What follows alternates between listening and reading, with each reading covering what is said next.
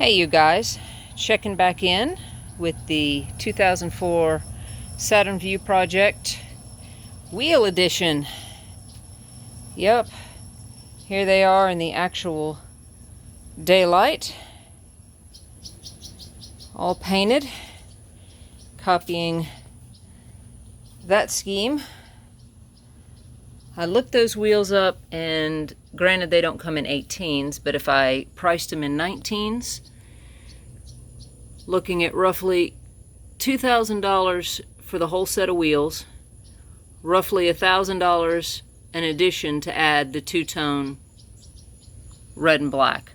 Now, I wasn't able to find these exact ones when I was searching before the video, but that's just a general idea.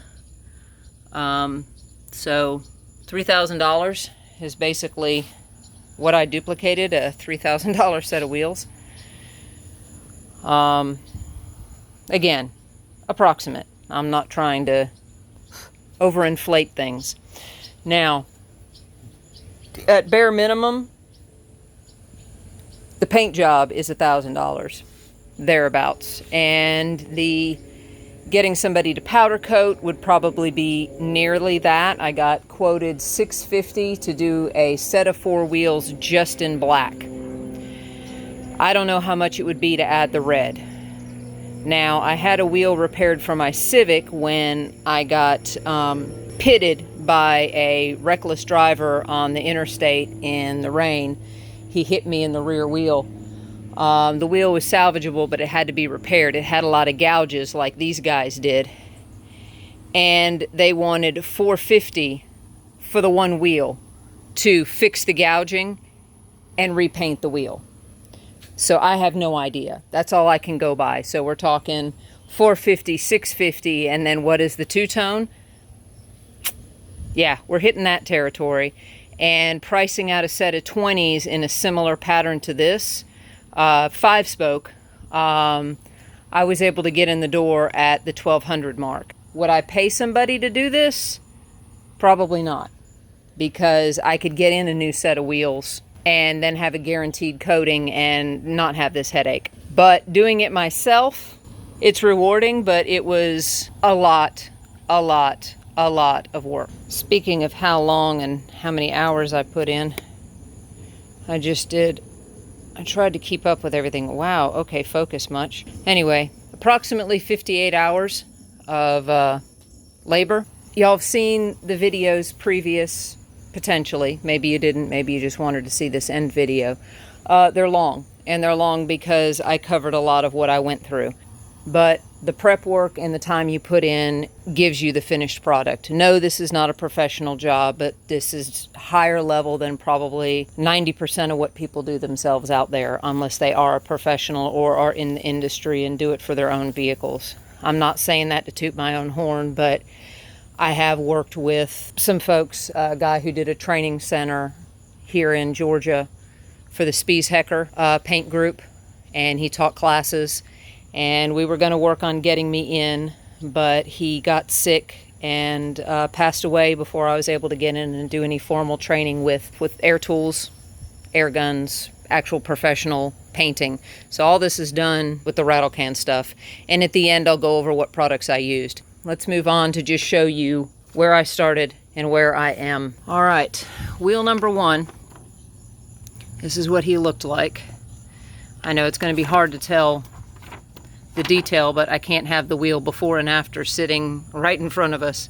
This guy had a gouged barrel on the inside. It was the one with all the cutting and gouging if you look at my overview video.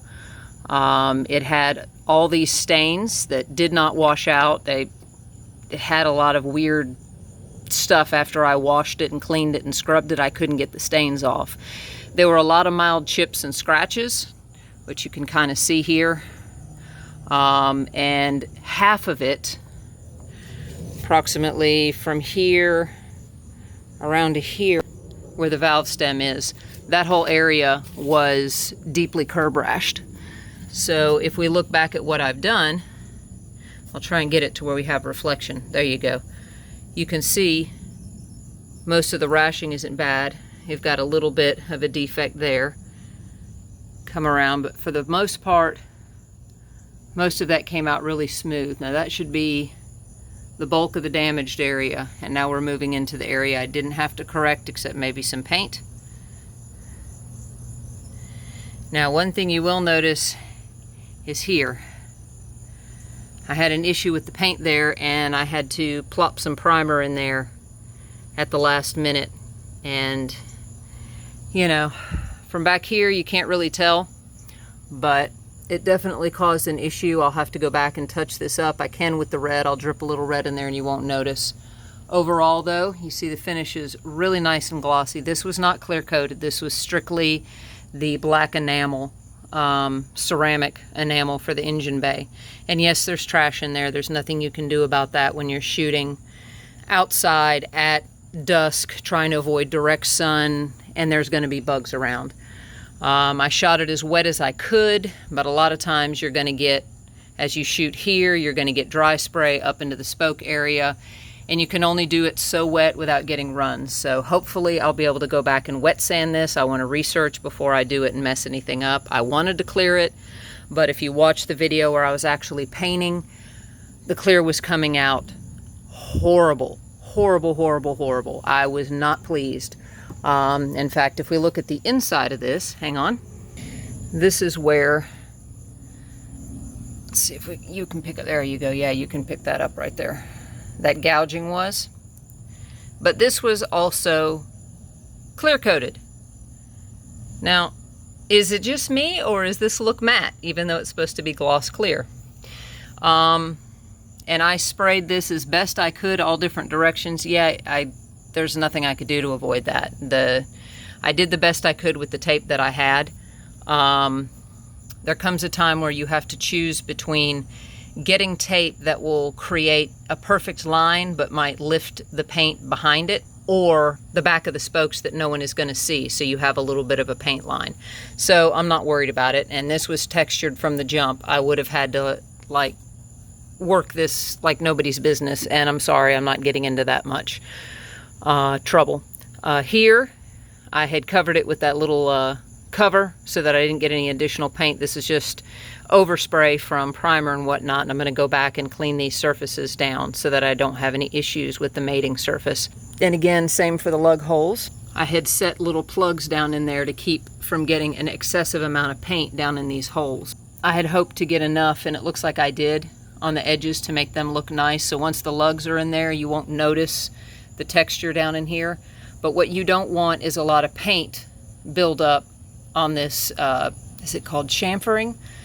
Basically this beveled seat here, where the lug nut sits in and gets its good tight seat with the surface of the wheel locking it to the stud. As you tighten it up, it helps center everything and lock it in place properly. You don't want paint here, because what it'll do is there are vibrations that you cannot stop when you drive, and those vibrations will actually rub the paint and disintegrate it over time, and it'll actually loosen your lug nuts. At least that is my unprofessional opinion after having that one wheel I told you about repaired for the Civic. He did not plug these. He coated so much paint or whatever in the heck product he used down in here, primer, clear, gloss, I don't know what the heck, but I couldn't even get in the, granted the holes were not this big, it's tuner wheels. There was so much paint in there, I could barely get the tool on the lug nut to install the wheels. And this had turned into a 2 or 3 month thing with him, where I had to take them back because of a defect. And then instead of stripping it and doing it right, he would just keep adding paint, adding paint, adding paint, adding paint.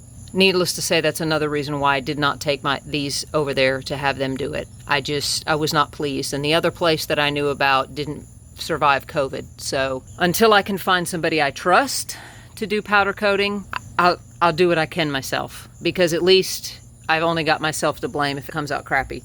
As I was driving the Civic with those wheels, I had tightened everything, torque spec, perfect, no problem. I don't know, I'd maybe driven 100 miles since I had installed the wheel, and I started hearing some clacking and clattering ever so slightly, very mild.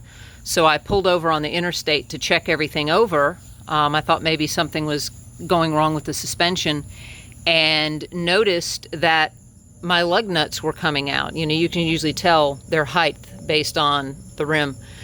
Yeah, the lug nuts were backing off. So in an emergency, I tightened them back up and everything tightened up fine. The wheel had not come unseated. Only the lug nut noise of them backing off is what I heard, that clattering, them rattling. The Lord is the only reason I heard that. I shouldn't have heard it, but I did. And that saved my life probably. So I tightened them back up. As soon as I got home, I pulled the wheel and inspected, and sure enough, all this in here was just powderized and nasty and peeling, and it was a mess. So I cleaned it up as best I could, ran the Dremel down in there to clean it up, and that's my unprofessional opinion of what happened there. So don't do that. Do not put paint down in these holes. Cap them off or put a bolt in there, a nut and a bolt. Do something. Throw some tape down in there. I don't care. Do what I did with the stupid little plastic caps. Do not load a bunch of paint down in there. Just trust me. If I'm right, that could save your life, not painting in those holes. And why a professional didn't know this, I don't know. But I did watch a video on a company refinishing wheels and noticed that they did that. They put bolts down in there to protect the holes. Enough of my lectures. Wheel 2. What we had to do with him is he's the one that had the really, really deep gouges here that were extremely deep. He had all the awful peeling on the side where the finish was delaminating, which now that I look back, this is the wheel I had the most issues with the paint, so makes sense. There must have been a defect in this particular one, but it had, golly, to be able to hold this and point at the same time. We had little issues. Like I said, we had the gouges here, issues, all these scratches and deep marks. So he, like I said, lug nut hole chips. Yeah, right here. And this was real bad. We'll look at those areas. The spokes were peeling, deep gouges, very mild curbing, but it was mostly the paint that was the problem. So as we look over, we had a massive chip here, which went away. We had chipping here, which it appears we were able to cover up. Okay, there's one there that you can see it in the trees, it's still there. That one came out okay. This one, the scratching came out. Let's see, where's our super deep guys? Okay, there they are. All right, let's see if I can, there. Okay, there you go. I can use the reflection of the trees. You can see it right there. That was our deepest, one of our deepest holes. We had the gash here, and then on the other spoke, it would be, oops. Huh, look at that. Looks like I got that one out. I don't see any, okay. So, that one was so deep, I would have deformed all of this design and this design here had I taken it any further. But the filler and everything got the bulk of it. There's still that little pit mark in it. Again, I didn't want to put a bunch of filler in here because I was going to potentially introduce problems.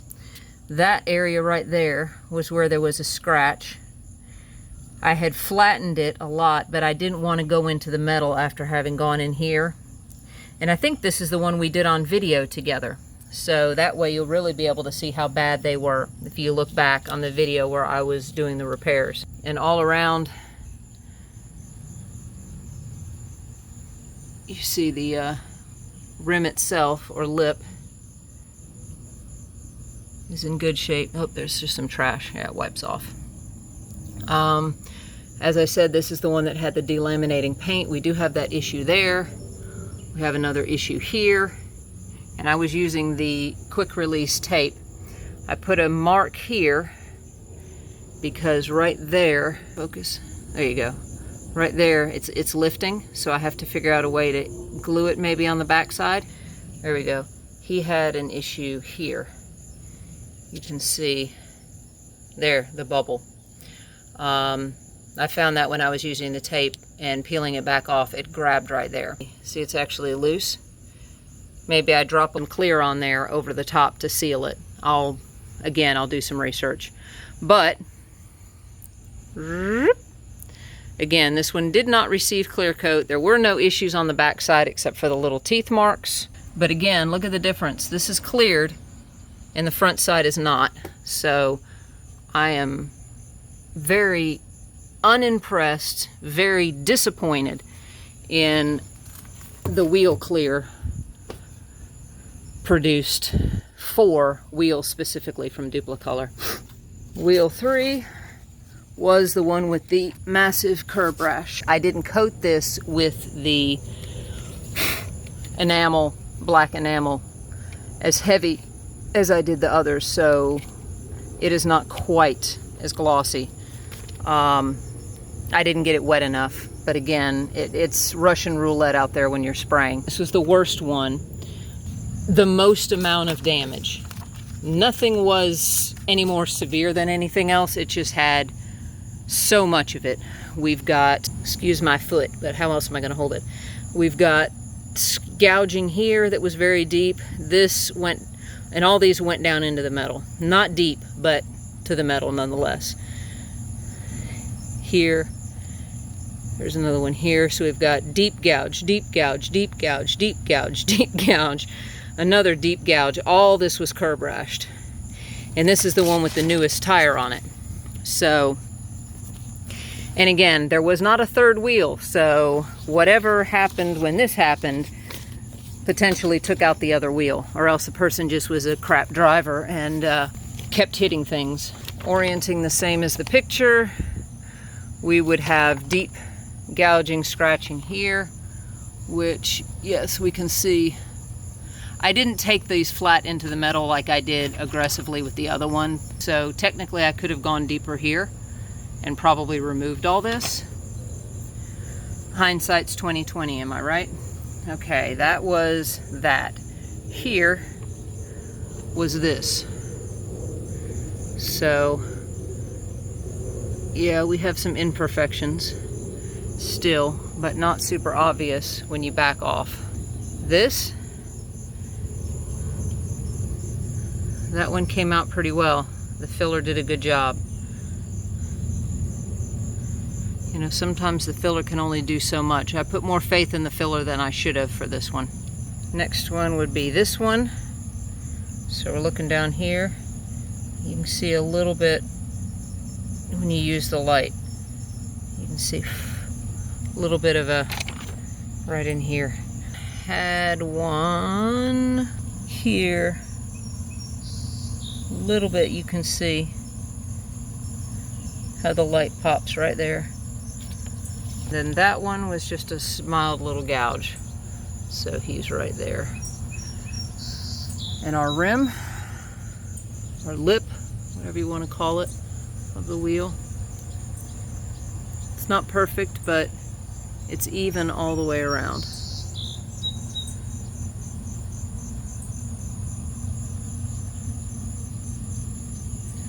And yes, I did get overspray on the tires.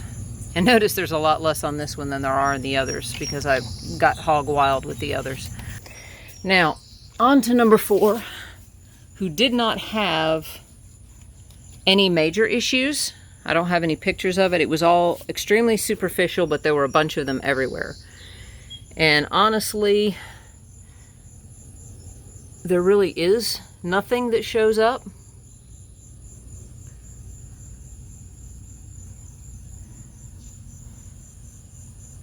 And superficially, this one didn't look real bad. It just had mild scratches. But it did have a lot of little paint lifting issues when I went back. Fortunately, nothing peeled and nothing let loose on the final paint job. That's a dust. I don't know why. But see the clear coat. None of the others had this weird white powder that got through, but it did. Now, one thing that did happen on this wheel that did not happen on the others that really ticked me off was, I don't know if this one had been refinished at some point in its life and what it had been refinished with. There you go. See that? That crazing? That usually only happens when you spray lacquer over enamel, which everything on this wheel should have been baked from the factory, and it should have been old enough that there would be no contamination issues. Because what typically causes you contamination issues with the lacquer and the enamel is the outgassing. That's when you get the crazing.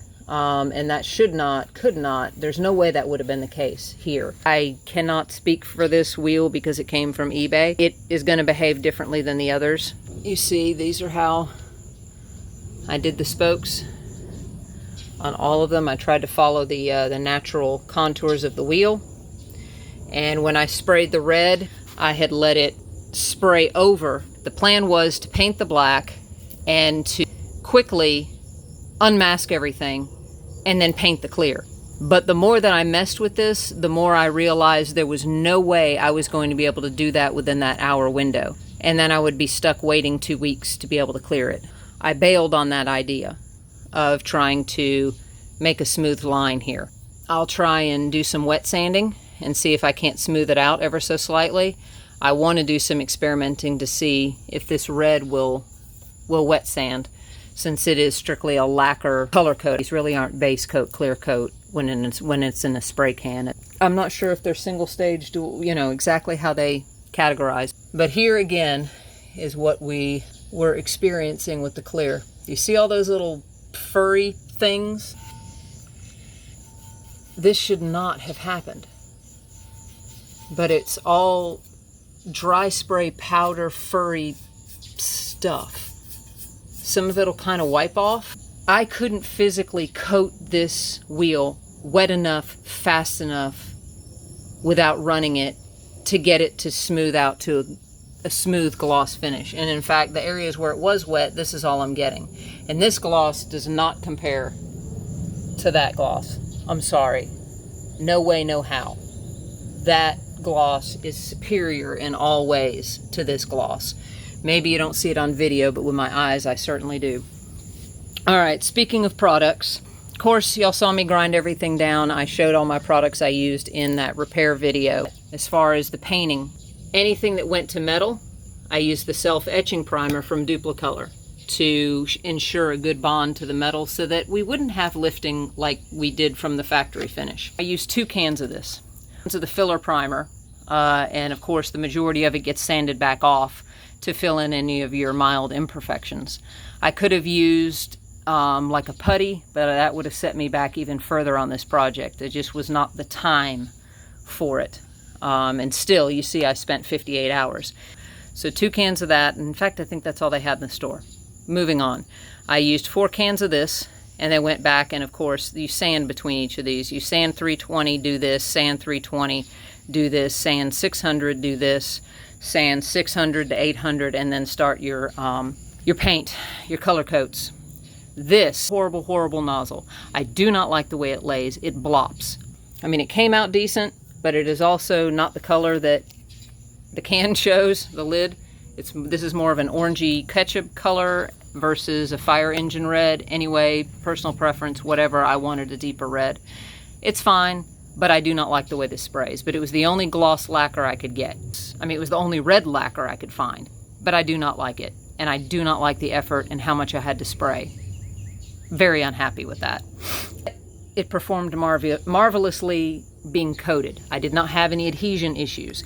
I did have to go back and sand the areas where this paint was going to go on top of it, because again, this is a 2-tone, and since I did it as an overspray to have less of a paint line, again, thinking I was going to clear it, I did have to have it overspray instead of taping and then taping again. And I did back tape so that I didn't get any overspray back here, but it did leave some little lines that I'll have to touch up later. Not a big deal. But this guy was the winner. That's what produced the gloss. I could not believe it. Yeah, I guess I know it's odd that I used the engine enamel, but I could not find the wheel coat except in a matte. And had I shot these in matte and then tried to shoot them with this gloss, I would not have been happy with this as my final gloss. This made me happy as a final gloss. So at least I have 3 that look that good. Now I have to find out if I can wet sand this. I don't know if that's wet sandable, but this should be wet sandable. And I pray that it will come up this glossy. But I am going to contact Duplicolor and tell them how horribly disappointed I am. And I'm also going to find out if the clear that they make in this line, how it sprays. I just wanted to use this because supposedly it has acid resistance for wheel brake dust. Taping, I was most happy with this 3M quick release blue. It didn't leave any residue, and it didn't leave the paint, any adhesive on the paint, and it didn't texturize the paint at all. This stuff stuck a little harder and wasn't bad, but I liked the lighter tack of this, and he stuck to himself better than this one did, because I had to double tape back on itself and stick it back on itself to try and get the pattern to tape up those spoke holes. This guy did not want to stick to himself. He stuck to himself better. So take that for what it is. I prefer this, but either will work. As far as doing these sharp edges that you see here, granted, these pulled up on me. Probably my inexperience with how much that I could stretch them. So that was probably shame on me. Anyway, for the most part, clean lines, definitely no bleed through except areas where I made mistakes or these areas where I had overlaps. See, very clean lines for what it is. Granted, when you zoom in this much, yeah, you do see a little bit, and there's my issue where it lifted. So I'll clean that up later. But overall, you see those are very clean lines, especially considering how much clear I put on this. This should have been a complete mess. And it did very, very, very well. Very pleased. Originally, I thought this was the issue. This is what I used. I thought this is what pulled up the paint. You saw these little white speckles, and the issue I had in that last painting video. It was not this. It was the wheel. The wheel was the problem. You see this pulled up clean. It's this top one. It pulled up clean. Where I had issues was with this clear. Even though I was wet coating, I should have had no problems. This clear peeled up in areas. Now, it had no excuse. You have to sand between coats if you let it dry for too long. Now, y'all were with me when I was painting that, and I was painting wet black, and then went back and painted wet clear. This was on the inside of the barrels. Why was there a problem? But yet there are areas where it lifted, and I think it was because of this dry spray problem. I think anywhere where there was dry spray on this back portion, we had lift. So again, defect in this paint. I've always used Duplicolor. It's always been my go-to, and I've never, ever experienced this issue, except when I screw up. I did not screw up on this because that came out beautiful. I sprayed the clear identical. It should have come out just that good, if not with runs. Now, granted, it didn't run, but it didn't spray glossy. It did not flow. It did not come out wet. Anyway, that's what I used. Do not recommend unless you don't mind painting gloppy stuff. I mean, it did its job. It acted like Duplicolor acts when you get to the end of the can and it spits. This kind of spits from the get-go. It doesn't spray out smooth and fine. It's not a fine mist. Duplicolor has the science down the way I like it. We'll put it that way. So, I won't use again. This, I would not touch it with a 10-foot pole again. In fact, I won't touch any of the wheel line because I'm so disappointed in the performance of this. And I tried 2 cans, not just one. I tried 2 just to see if I had a bad can. No. I will never use that again. Absolutely not. This, hands down, all day long, yes. Sprays just as good as all their other standard line, be it lacquer or enamel. Love it. So, and all these sprayed perfect. I had no issues with these guys. None at all. Not a lick of problem.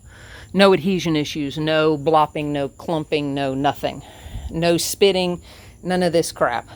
It was only that guy on the end. So, sorry to talk so long, but apparently I can't help myself. But there you get to see the wheels, and I saved this for the end, so if you didn't care about it, you could blip past it. But, again, that's what I was duplicating. So, I didn't miss the mark too far, did I?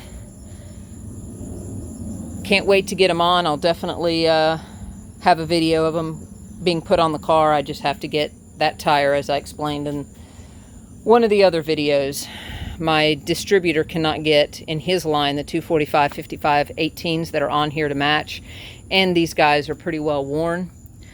So I don't know that I'd want one new tire unless I knew that I could get a whole nother set of 4 real soon, or another set of 3 to match it up. And I'm cheap, so as long as these are safe, I'm going to run them. So I'll look for a used one from him so that it'll match the diameter of these being worn already, and then get these on the car. Yay, but it's done. Let's see, how many days that I put in this? Well, that was 9 days.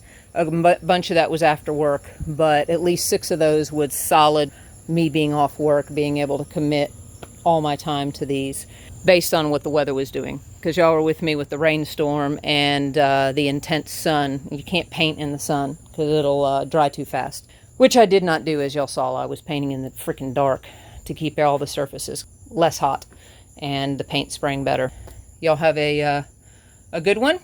And this is my wheel project concluded, except for the install.